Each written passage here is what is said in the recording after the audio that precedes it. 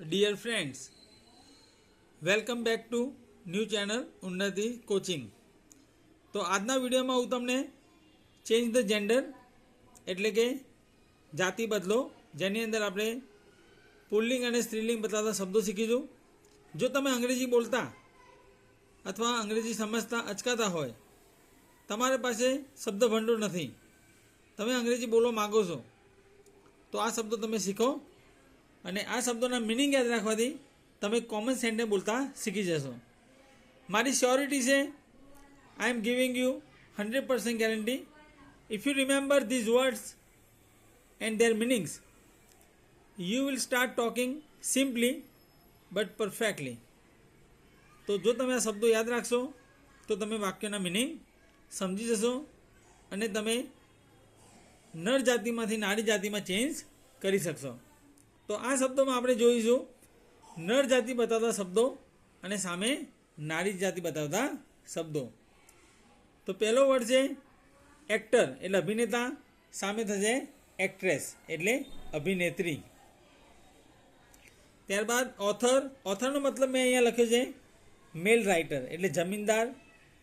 જે આપણે આગળ ભણી ગયા લેન્ડલોર્ડ એટલે જમીનદાર અને સામે લેન્ડલેડી મતલબ માલકીન.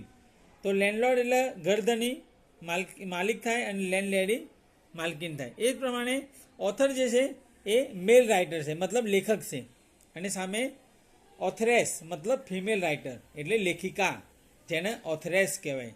તો જનરલી દોસ્તો નારી જાતિમાં ચેન્જ કરતી વખતે આપણે યાદ રાખવું પડે છે કે કયા શબ્દો પાછળ બદલાય છે. જેમ કે આપણે જોયું ઓથર, ઓથરેસ, બરાબર. પછી આગળ આવશે લાયન, લાયનેસ, ટાઈગર, ટાઈગ્રેસ.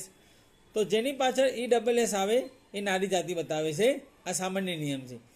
પણ કેટલાક વર્ડ એવા છે જેનો મિનિંગ આખો અલગ હોય છે. નર જાતિમાંથી નારી જાતિમાં ચેન્જ કરીએ ત્યારે એનો વર્ડ આખો બદલાઈ જાય છે. જેમ કે સોંગસ્ટર. તમે સિંગર અત્યાર સુધી સાંભળ્યું છે, સિંગર કોમન વર્ડ છે, મેલ સિંગર કે ફિમેલ સિંગર, પણ સોંગસ્ટર એટલે ગાનાર પુરુષ અને સોંગસ્ટર ઉપરથી બનશે સોંગસ્ટ્રેસ મતલબ ગાયિકા. તો ફિમેલ સિંગરને સોંગસ્ટ્રેસ કહેવામાં આવે છે.